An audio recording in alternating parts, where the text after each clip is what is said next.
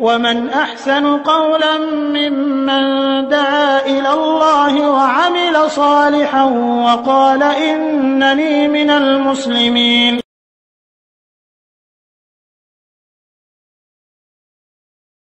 আসসালামু আলাইকুম রহমতুল্লাহি ওয়া বারাকাতুহু। একজন প্রশ্ন করেছেন যে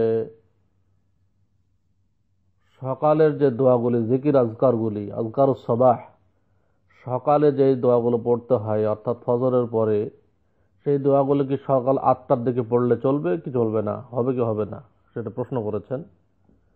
জবাবে বলবো যে আজকারুস সাবাহ এবং আজকারুল মাসা অর্থাৎ সকাল এবং সন্ধ্যার জিকির সমূহ, এগুলো একটা সময় রয়েছে। সাবাহ সকালের সময় হইল ফজরের সালাত, ফজর তুলুল ফজর মানে যখন ফজরের সময় হবে, ফজরের সময় হওয়া থেকে সূর্য ওঠা পর্যন্ত সময়, এই সময়ের মধ্যে পড়তে হবে।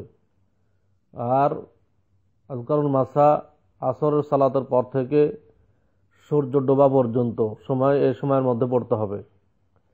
কিন্তু কেউ যদি পড়তে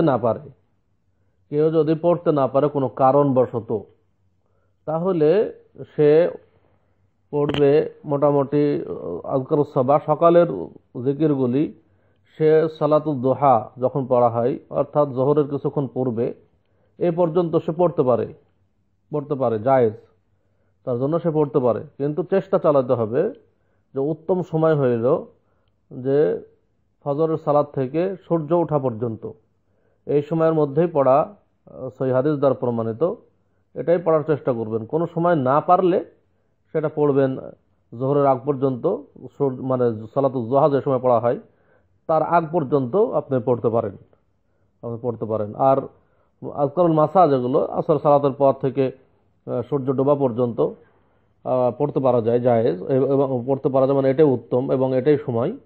এখন কেউ যদি সময় না পায় বা কোনো কিছু পড়তে পারেনি কোনো কারণবশত, তাহলে রাত্রের 1/3 পর্যন্ত সে পড়তে পারে। আশা করি উত্তর পেয়েছেন।